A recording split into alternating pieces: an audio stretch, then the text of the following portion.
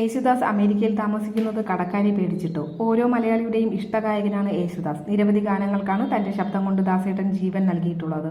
എന്നാൽ ഇപ്പോൾ അമേരിക്കയിൽ സ്ഥിരതാമസമാക്കിയ യേശുദാസിനെതിരെ വിമർശനവുമായി സംവിധായകൻ ശാന്തിവിള ദിനേശ് രംഗത്ത് വന്നിരിക്കുകയാണ്. കേരളത്തിൽ എന്താണ് പ്രശ്നം? ഇന്ത്യയിലെ മറ്റു സംസ്ഥാനങ്ങളെ വെച്ച് നോക്കുമ്പോൾ ആരോഗ്യകാര്യത്തിൽ മുൻപന്തിയിൽ നിൽക്കുന്ന സംസ്ഥാനമാണ്.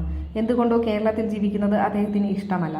ഒരുപക്ഷെ ദിവസവും ഏതെങ്കിലും പ്രോഗ്രാമിനും ഉദ്ഘാടനത്തിനും വിളിക്കുമെന്നോ പഴയകാല സുഹൃത്തുക്കളൊക്കെ വന്ന് കാശ് കടം ചോദിക്കുമോ എന്ന് വിചാരിച്ചിട്ടാണോ അമേരിക്കയിൽ സ്ഥിരതാമസം നടത്തുന്നതെന്ന് എനിക്ക് സംശയമുണ്ടെന്നാണ് ശാന്തിവിള ദിനേശ് പറയുന്നത്.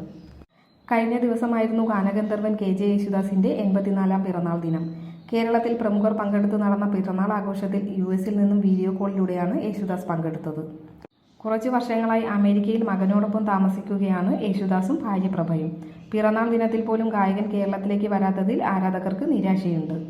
കേരളത്തോട് യേശുദാസ് എന്നും അകലം കാണിച്ചിട്ടുണ്ടെന്ന് ശാന്തിവിള ദിനേശ് തന്റെ YouTube ചാനലിൽ തുറന്നടിച്ചു. 1000 പൂർണ്ണചന്ദ്രന്മാർ കണ്ട പ്രായമാണ് 84 വയസ്സ്. അദ്ദേഹം കുറേ വർഷങ്ങളായി ഇവിടെയില്ല, അമേരിക്കയിലാണ്. കോവിഡ് വന്ന ശേഷം എന്തുകൊണ്ടോ നാട്ടിലേക്ക് വന്നിട്ടില്ലെന്ന് ശാന്തിവിള ദിനേശ് പറയുന്നു. കൊച്ചിയിൽ സംഘടിപ്പിച്ച യേശുദാസിന്റെ പിറന്നാൾ ആഘോഷത്തിൽ വിജയ് യേശുദാസാണ് കേക്ക് മുറിച്ചത്.